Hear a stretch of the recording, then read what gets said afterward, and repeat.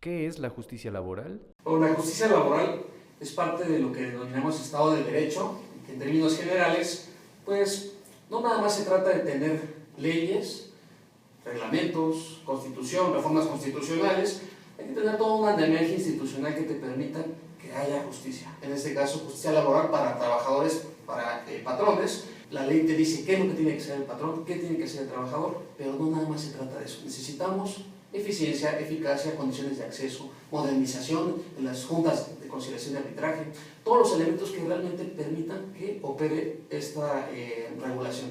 En general, ¿ante quién deben dirimirse las controversias? Ante la Junta de Conciliación de Arbitraje. Hay Junta Federal y Junta Local, estas en las entidades federativas. Aunque me parece que lo importante aquí es que el contexto de la justicia laboral está tendiendo a problemas individuales que son facultades de las juntas locales en los estados y en el Distrito Federal, y eso ha comenzado a complicar el esquema de una verdadera justicia laboral. ¿Cuáles son los principales retos que hay en México en términos de justicia laboral? La junta local está diseñada en el siglo pasado y no está atendiendo demandas del siglo actual. ¿Qué quiero decir? Bueno, dado que la tendencia de los conflictos laborales ya no es colectivo, ya no es estar en esos sindicatos, ya no es la mayoría de los conflictos laborales, sino problemas individuales, principalmente más del 80% enfocados a despido injustificado, eso se tiene que tocar en las juntas locales. Cuando ves que las juntas locales están diseñadas para unas necesidades de otra época, se colapsa porque no tienen las condiciones adecuadas. El estudio del IMCO. ¿Qué hallazgos tuvieron? El estudio, bueno, se llama Justicia Laboral, Justicia Transparente. Lo que hicimos fue pasar a un siguiente escalón de la evaluación con base en la cual se determina si hay calidad o no calidad de la impartición de justicia.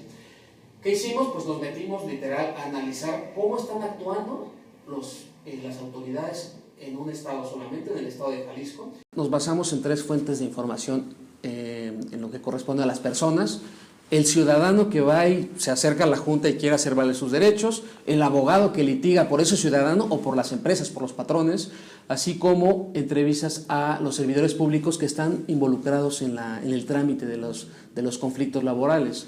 Para el ciudadano lo más fácil es entrar a la junta, pero a partir de esa entrada ya no sabe qué hacer, a dónde ir, no conoce cuál es la ruta para hacer valer sus derechos. Hace falta eso. ¿De quién es responsabilidad? Principalmente de la Procuraduría de la Defensa del Trabajador y evidentemente de las instalaciones de la Junta.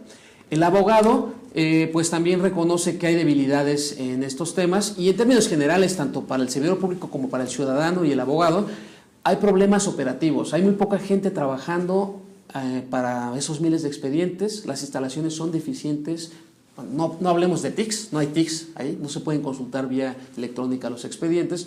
Entonces, todas estas condiciones en las que opera, evidentemente colapsan el correcto seguimiento a la ley y a la Constitución. También aprovechamos el análisis de expedientes, digamos. Vimos qué nos decía la gente, pero también que había en la evidencia de las actuaciones de la autoridad. La Junta Local de Conciliación primero tiene que conciliar, y eso no está documentado en los expedientes. Todo pasa a proceso. ¿Qué significa? Que eso te abre la puerta a que durante el proceso se abran las ventanas a la corrupción, porque es donde se puede hacer, no en la conciliación. ¿Cuáles son las recomendaciones que ustedes hacen? Se tienen que incorporar las TICs necesariamente para eficientar. Se necesita capacitar al servidor público. No es posible que el servidor público no sepa cuáles son las facultades de la Junta. Se necesita sancionar a aquellos que abusan de falsedad o de documentos falsos, testimoniales inadecuadas.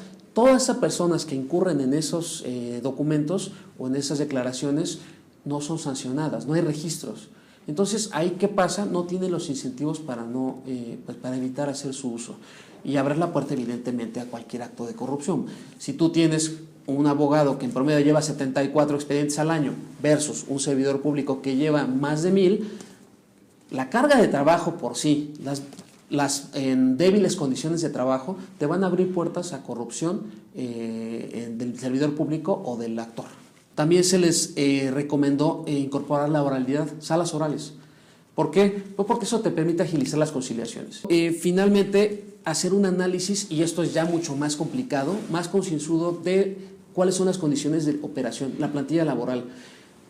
La Junta tiene más o menos cerca de 400 empleados y tiene más de aproximadamente 50,000 expedientes. Es imposible tener ese balance o buscar que haya una justicia laboral si todas estas condiciones periféricas de tu Estado de Derecho no están operando adecuadamente. Insisto, ¿cuál es el problema?